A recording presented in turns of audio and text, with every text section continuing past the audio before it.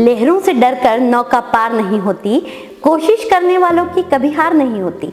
तो जिन्होंने अपनी हिम्मत और हौसलों से कृषि के क्षेत्र में कई कीर्तिमान रचे हैं और कई पुरस्कारों से जो सम्मानित हुए हैं, ऐसे एग्री बिजनेसमैन से यानी ऐसे कृषक उद्योगपति से आज हम आपको रूबरू करवाने वाले हैं। तो मैं आपको मिलवाने जा रही हूँ सातारा के एक छोटे से गांव के एक बड़े उद्योगपति से।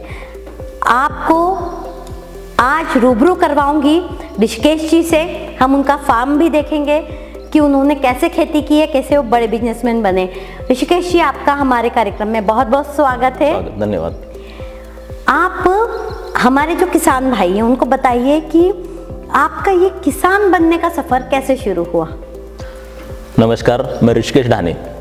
तो लगभग 2001 साल में मैंने हॉर्टिकल्चर की डिग्री पूरी की। तब से थोड़ा सा मैं उससे पहले पीछे जाना चाहूँगा। मेरा जो पढ़ाई थी, 10वीं तक पढ़ाई थी, वो मेरे इसी गांव की पाठशाला में ख़त्म हुई।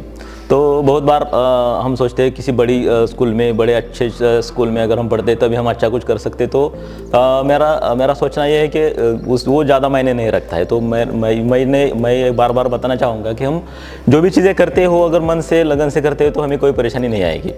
तो आगे जाके बताना चाहूँगा कि मेरी पढ़ाई जब ख़त्म हुई तो मैंने क्रॉप साइंस 2 साल का एक डिप्लोमा यानी +2 में जो था वो पूरा किया। क्रॉप साइंस के बाद में हॉर्टिकल्चर किया जो ओपन यूनिवर्सिटी से था।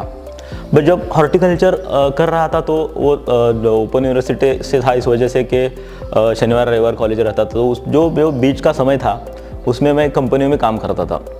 तो मैं युवाओं को थोड़ा सा सुझाव नहीं बता सकता, लेकिन एक मेरा अनुभव शेयर करना चाहूँगा कि हमारे पास जो भी समय है उसका अच्छे से हम नियोजन करेंगे, प्लानिंग करेंगे, तभी हम अच्छे शिखर पर जा सकते हैं या फिर अच्छा कुछ कमा सकते हैं, पा सकते हैं।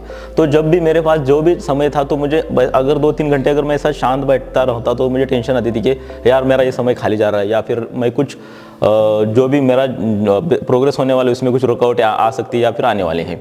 तो मैं जब भी समय मिलता था जो कुछ कंपनियों को मार्केटिंग करता था, कुछ कंपनियों के फर्टिलाइज़र्स बेचता था और उससे पैसे भी मिलते थे और नॉलेज भी मिलती थी। खेती में क्या चल रहा है ये सब चीज़ें मुझे देखने को सीखने को मिल रही थी। तो हम लोग हैं अपने अभी गुजरात रेड यानी गुजरात रेड वाले अमरूद के बगीचे में हैं। यहाँ पे एक चौथी बार अमरूद इसको आने वाले हैं। अभी इसको कट करेंगे, जो भी ऊपर के हिस्से है उसको छाट देंगे और बाद में इसको बाहर आएगा, फ्रूट्स आने शुरू हो जाएंगे। तो एक एकदम अच्छी वैरायटी है। जब हम इसका फ्रूट कट करेंगे तो अंदर पूरे लाल होता है, उसमें सीड्स भी लगभग कम 4 से सीड्स होते हैं और एकदम खाने के लिए मीठा और सॉफ्ट फल इसका रहता है। तो हम लोग हैं अपने वाटर एप्पल के बगीचे में। यहाँ पे वाटर एप्पल को, इस प्लांट को 3 साल हो चुके हैं और अब इसको अभी फलाना स्टार्ट हो चुका है। इसमें 2 वैरायटीज़ रहती है, एक तो वाइट वाली रहती है और दूसरी रहती है रेड। तो हम देख सकते हैं यहाँ पे रेड वाले को कुछ फल आने शुरू हो गए हैं। ये देखिए रेड में फल आ गए हैं, उसको रेड भी अभी भाव अच्छे मिल रहे हैं और इसको बहुत मात्रा में फल आते हैं। इतने फल आते हैं कि अगर सही क्लाइमेट रहा तो टहनियाँ टूट जाती है, इतने फल इसको ही वैराइटीज़ को आ जाते हैं। तो हम लोग अभी अपने ऑर्गेनिक फर्टिलाइज़र के फार्म पे हैं। फर्टिलाइज़र हम जहाँ पे हम अलग अलग मटेरियल से फर्टिलाइज़र्स, ऑर्गेनिक फर्टिलाइज़र्स बनाते हैं। तो इसमें मोस्टली हम यूज़ करते हैं मशरूम वेस्ट। मशरूम वेस्ट में एक तो आती है बगैस, कुछ मात्रा में कोकोपीट, कुछ मात्रा में पोल्ट्री मैन्योर, कुछ मात्रा में कुछ सरकी जैसे, कुछ पेंट जैसे कुछ तत्व रहते हैं। उसमें हम बाद में ऐड करते हैं सिंपला पाउडर, उसमें और ऐड होता है ऐश, गन्ने का ऐश, उसमें सिलिका चारकोल रहता है, उसमें रॉक फॉस्फेट ऐड होता है, वेस्ट हल्दी और बहुत सारी चीज़ें ऐड होती है। उससे एक अच्छी क्वालिटी का अपना ऑर्गेनिक फर्टिलाइज़र बनता है। तो मैं किसान भाइयों से यही निवेदन करूंगा कि अगर हमारे पास बहुत सारे अलग अलग वेस्ट रहते हैं तो वो इधर उधर न फेंके, उसको अच्छे से कंपोस्ट करके अपनी ज़मीन में उसका इस्तेमाल करके एक अपनी ज़मीन का ऑर्गेनिक कर्व बढ़ाएं और अपना उत्पाद बढ़ा सकते हैं। ऋषिकेश जी, आप बताएंगे कि जैसे आपने, हम यहाँ देख सकते हैं एलोवेरा लगाया हुआ है। तो एलोवेरा के त्वचा संबंधी रोगों को दूर करने में भी काफ़ी यूज़ है, मल्टीपर्पज़ है एलोवेरा। तो इसकी खेती आपने कैसे की और ये आपने कौन सी वैरायटी लगाई है, इससे लगभग कितना उत्पादन होता है, और दूसरे किसान यदि एलोवेरा की खेती करें तो क्या ये उनके लिए बेनिफिशियल है? सही बात है। ये भी मल्चिंग पेपर पे एलोवेरा लगाया, हमने देखा उस साइड में ऐसे ज़मीन पे भी लगाया हुआ है। ये भी कम पानी में आने वाला पौधा है बहुत सारे कॉस्मेटिक इंडस्ट्रीज में इसका यूज़ होता है, सोप बनाने में यूज़ होता है, सैनिटाइज़र में यूज़ होता है, शैम्पू बनाने में यूज़ होता है। अगर हम इसके पत्ते कंपनियों को बेचेंगे, कंपनियों को निकाल के देंगे तो लेते हैं, अच्छे भाव से भी लेते हैं। और किसान भाइयों को भी मैं सुझाव देना चाहूँगा कि अगर हम खुद का बाय प्रोडक्ट बनाएंगे, खुद सोप बनाएंगे, खुद कुछ चीज़ें बनाएंगे तो उससे अच्छा बेनिफिट मिलेगा और हम किसी कंपनी पर या किसी पर निर्भर नहीं रहेंगे। तो अब मैं अभी आपको ये वैरायटी के बारे में बोलना चाहूँगा। ये आलू बारबडन सिमिलर नाम से वैरायटी है।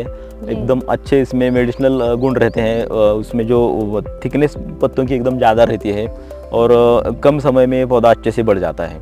अभी मैं इसको आपको इसकी हार्वेस्टिंग भी आपको दिखाता हूँ कि इसके पत्ते अलग कैसे किए जाते हैं। बहुत बार किसान भाई इसको ज़मीन से पूरा पौधा ही काट के बेच देते हैं, तो वो चीज़ ज़रूरी नहीं है। तो हम देख सकते हैं कि इसके पत्ते उसके पेड़ से अलग कैसे किए जाए और ये 2-3 साल तक पौधे को कैसे आगे चला सकते हैं हम लोग। तो हम अभी देखेंगे कि अगर हम यहाँ पे नीचे काटते हैं, नीचे ऐसे और घुमाते हैं तो ये पत्ते अलग हो जाते हैं ये प्लांट से। और अभी हम देखेंगे कि इसको अगर हम काटेंगे, हम 2-3 चीज़ों से आपको इसको अंदर वाला हिस्सा दिखाता हूँ। तो अगर यहाँ से हम इसको ऊपर की छाल निकालेंगे तो ये अंदर वाला हिस्सा है, ये हम सुबह में खा सकते हैं। सुबह जल्दी उठ के अगर ये खाएंगे ये सब हिस्सा तो हमें कोई पेट की परेशानी नहीं रहेंगी, कब्ज जैसी बीमारियां भी हमारी दूर हो जाएंगी। अच्छा। हाँ, और ये जो येलो वाला लेटेक्स है ये दिख रहा है आपको जी। तो वो नहीं खाना है हमें। वो उसको सूखने के बाद या फिर उसको 2-3 घंटे पत्ते रखने के बाद हम इसको खा सकते हैं। और दूसरा इसका उपयोग है, हम इसको बालों में लगा सकते हैं, चेहरे पे, स्किन पे लगा सकते हैं। ऋषिकेश जी, इस समय मार्केट में ड्रैगन फ्रूट की बहुत ज़्यादा डिमांड है, तो आपने ड्रैगन फ्रूट की खेती कब शुरू की और ये ड्रैगन फ्रूट की कौन सी वैरायटी है, इससे आपको लगभग कितनी आमदनी हो जाती है? हाँ, तो अभी क्या है, हमारे यहाँ पे बारिश तो दिन ब दिन कम होती जा रही है, तो एक कम पानी में आने वाली खेती हम ड्रैगन को बोल सकते हैं। कम पानी में पौधा अच्छे से बढ़ रहा है। आपने देखा यहाँ पे पानी भी बहुत कम दिया हुआ है। ये जो एक लगभग 25 गुंटा में ये हमने लगाया हुआ है ड्रैगन फ्रूट। और लगभग आपने पूछा कि कौन सी वैरायटी, तो वैरायटी के बारे में मैं बोलना चाहूँगा। रेड वैरायटी, जंबो रेड बोलते हैं जिसको। ये भी बाहर से भी रेड दिखते हैं, अंदर से भी रेड आती है। एकदम बड़े साइज़ के फल आते हैं और इसको लगभग 13 या 14 महीने हो चुके हैं और एकदम अच्छे से अपनी फसल बढ़ी हुई है। पिछले सीज़न में इसको 10-12 कैरेट यानी जिसको हम ट्रे बोलते हैं वो हमें मिले थे इससे उत्पाद। अभी इस समय या इस साल हमें इससे लगभग 2 या 3 टन तक एवरेज यील्ड मिल सकता है। अच्छा, ये कैलिफोर्निया वाली जंबो वैरायटी है? हाँ, यस जी। तो मतलब अगर हमारे यहाँ के किसान भाई, क्योंकि यहाँ काफ़ी पानी की कमी वाला एरिया है सातारा, तो यहाँ के किसान भाई अगर ड्रैगन फ्रूट की खेती करें तो कम पानी में एक बेहतर खेती कर सकते हैं। पक्का जी। तो अभी हम लोग देख रहे हैं ये स्टार फ्रूट के पेड़ है, ये निकाले हुए हैं स्टार फ्रूट। इसको फिलहाल अच्छे भाव मिल रहे हैं और इसको हमने बांध पे लगाया हुआ है, इस वजह से उस पर उतना ज़्यादा खर्चा नहीं हो रहा है और एक अलग से एक बेनिफिशियरी क्रॉप के तौर पे इसको हम देख सकते हैं। हाँ, अभी इसको 60 रुपये पर किलो का रेट मिल रहा है और ये अच्छे से मॉल में भी जा रहा है। इसको हम अगर ऐसे प्लेन कट करेंगे, उसको नमक पर डाल के खा सकते हैं। उसको एक अच्छा अलग सा टेस्ट है। विटामिन सी का एक नेचुरल स्रोत इसमें अच्छा है और जो भी भूख बढ़ाने के लिए और बहुत सारी चीज़ों में ये काम आता है। तो बहुत बार ये होता है कि आंवला जो है खेत से निकलने के बाद उसको रेट भाव अच्छे नहीं मिलते हैं, तो उस समय हमें इसकी कैंडी बनानी ज़रूरी है। बहुत बार ये होता है कि अगर हाँ पेड़ से आंवला कट कर दिया, निकाल दिया, तो मार्केट में जाते समय तो वो ख़राब हो जाता है, उसको कुछ दाग धब्बे पड़ जाते हैं, उसको अच्छा भाव नहीं मिलता है। तो अगर हम इसकी कैंडी बनाएंगे तो लगभग ये कैंडी 300 से 400 रुपये पर किलो तक बिक सकती है। तो हमने अभी यहाँ पे आंवले की कैंडी बनाई हुई है, इसको सूखने के लिए रख दिया है। थोड़ी धूप ज़्यादा तेज़ है, इस वजह से इसको शेड नेट बना दिया है। शेड नेट का यूज़ और बहुत सारी चीज़ों को भी हो रहा है। और जैसे कि हम देख रहे हैं कैंडी को सुखाने के लिए नीचे एक पतला सा कपड़ा रखा है, उसके ऊपर एक धूल न बैठे इस वजह से दूसरा एक कपड़े से ढक दिया है। और उसकी एक अच्छी सी रेसिपी है जिसमें कोई प्रिजर्वेटिव हम नहीं लगाते डालते और उसको हम अच्छे रेट से बेच रहे हैं।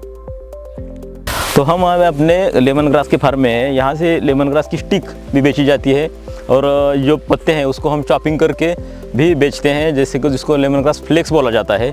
और यहाँ पे इंटरक्रॉप किया हुआ है मोरिंगा यानी ड्रम स्टिक। तो अभी अगर ये चला जाए, क्रॉप निकाला जाए तो भी ये पीछे रहता है और इससे भी अच्छा उत्पादन हमें मिल जाता है।